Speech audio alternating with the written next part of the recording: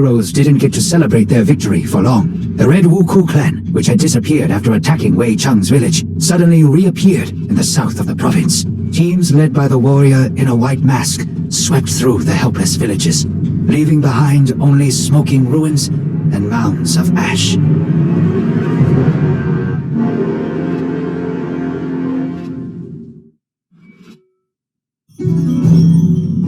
Wei Cheng, you don't look so good. Are you having nightmares again? Yes, it's always the same one. I'm in the village again during the Wuku attack, surrounded by fire, death, and screams. And there stands a warrior in red armor and a white mask. Guanli says that we are on the right path, and we'll be able to track him very soon, although he continues to elude us thus far. His clan is much more organized. According to the sparse reports, their leader acts more like a war chief than a pirate. I don't care what he's like. When we finally reach him, I will tear out his heart with my bare hands and feed it to the dogs. You need a distraction, and I happen to have some good news. You have learned much from me over the past few weeks, but it is time for you to see certain things that we teach only in South Shaolin. Let us go outside.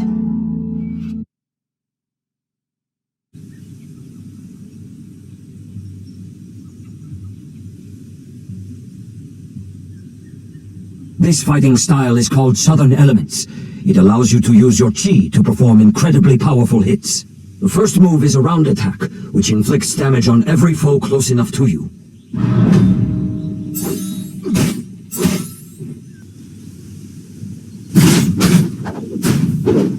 The second move unleashes the full power of your weapon over the head of your enemy.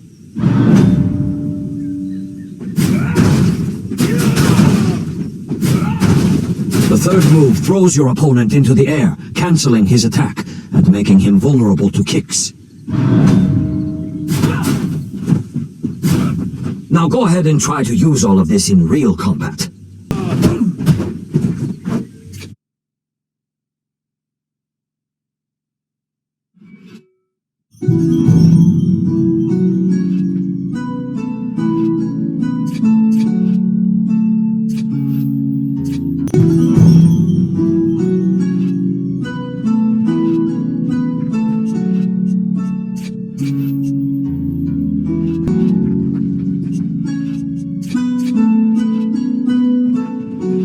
What is it, Shunpai? I'm trying to write in my free time. I'm recording all our travels and adventures. Perhaps something worthwhile will come out of it at the end. There's plenty about you in there. You should check sometime that I haven't made anything up.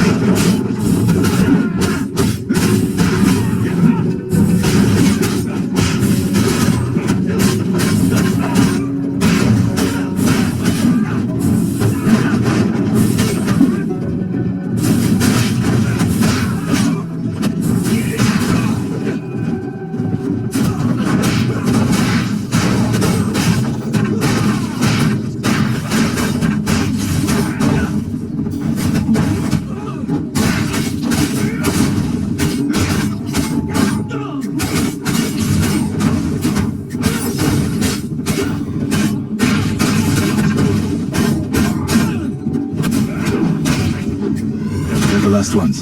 Time to go back.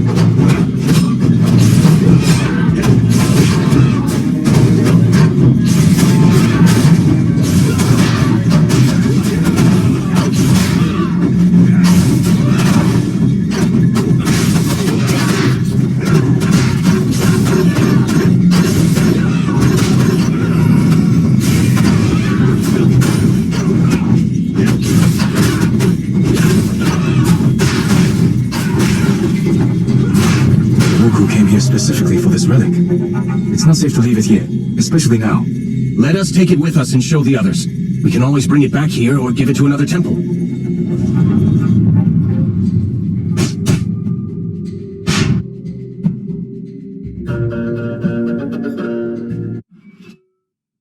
There was no hoard, but we managed to find this object.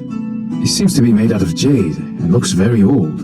The pirates probably wanted to sell it to a collector. At the peak of the Wuku power, a huge number of holy relics from plundered temples ended up in the hands of the rich. It's definitely a serious item, since it was guarded by quite an aggressive ghost. Those Taoist priests love nothing more than summoning spirits and casting spells. Interesting. Shuanpai, can you find out anything about this temple and relic? I don't want to wake up one morning with some demon eating my eyeballs. I will try, but my collection of books is quite limited. I will let you know if I find anything.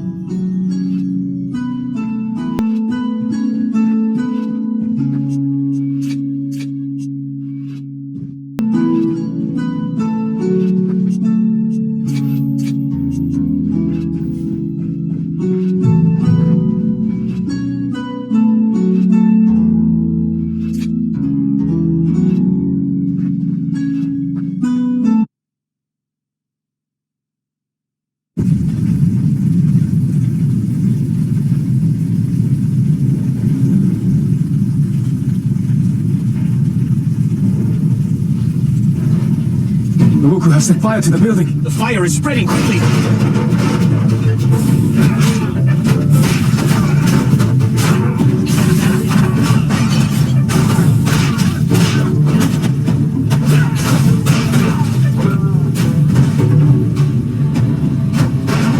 Are you okay?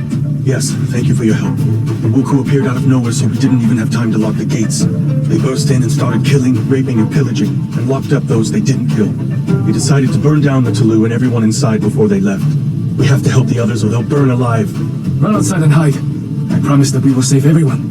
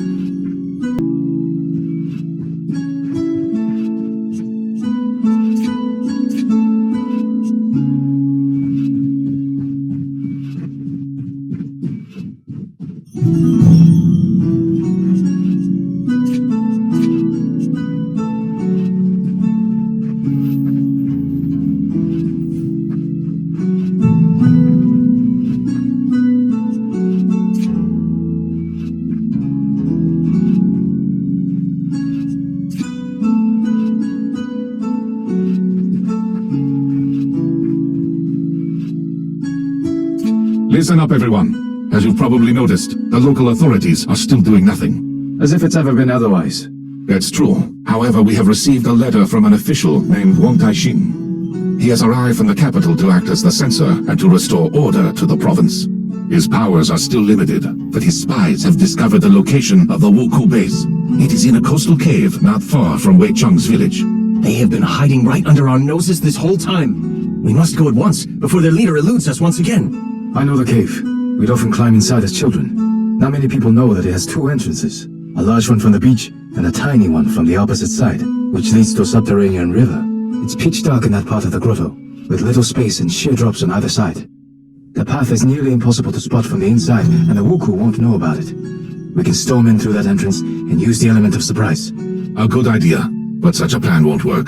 Considering how narrow the cave is, we will be like fish in a barrel if they spot us too early. Let's do this instead. I will lead the main group in from the beach and engage them outside, drawing out their main forces. Meanwhile, you and Shu and Pai will slip in from behind and set fire to their ships. This will cause a panic, and we'll then use all our strength to force them back inside the cave. Excellent plan. Let's go.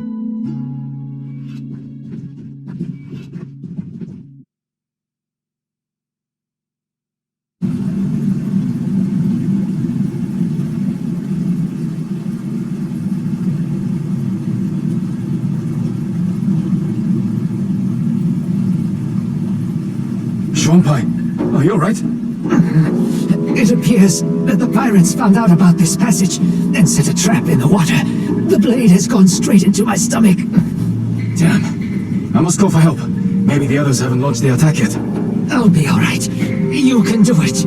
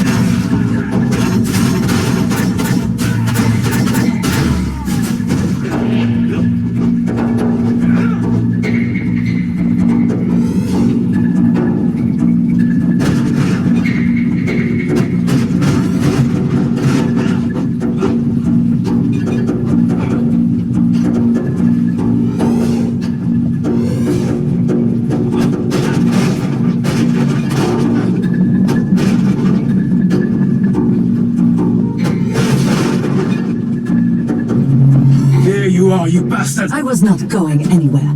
Wait, you're a woman?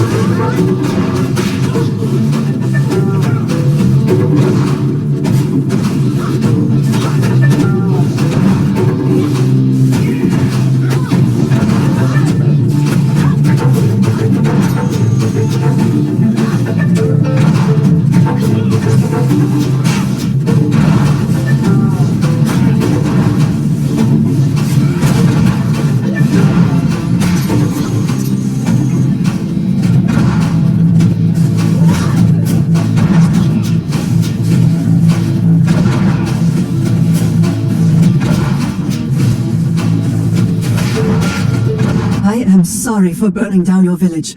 I had no choice. A few years ago, a bloodthirsty tyrant appeared in my homeland, who had decided to conquer the whole country. My father stood against him, and fell by the walls of our castle, together with our whole clan. I wanted to launch myself at my foes, and die for my family's honor. But I realized that if I died, so would the memory of our clan. I gathered a handful of samurai most loyal to my father, and went into exile. I swore that one day, I would restore our clan. A fascinating story, but what does it have to do with the murder of hundreds of people? Your deaths were supposed to pay Fudo for the resurrection of my clan. Forgive me, father. I have failed.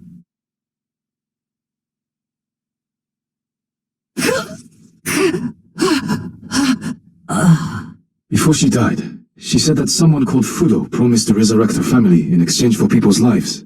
Fudo is a Japanese deity, believed to cast out demons with fire. I have never heard of people making sacrifices to him, especially human ones. Do you think we're dealing with a cult? I don't know yet, but something tells me that there is a person behind the name.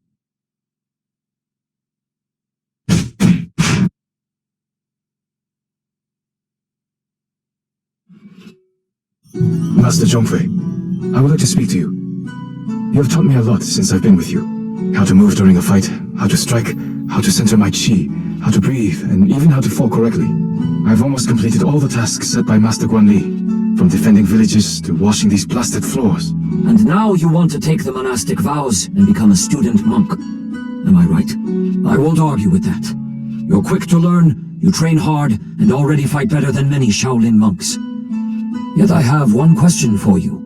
You have finally gotten revenge on the person who killed your grandfather and burned down your village. How do you feel now? For me, she was evil incarnate.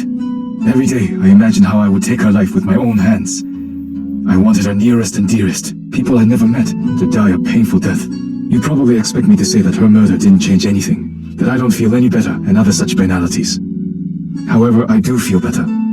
Although not because I got my revenge. She was only human. She committed all these murders because she was unable to accept her father's death.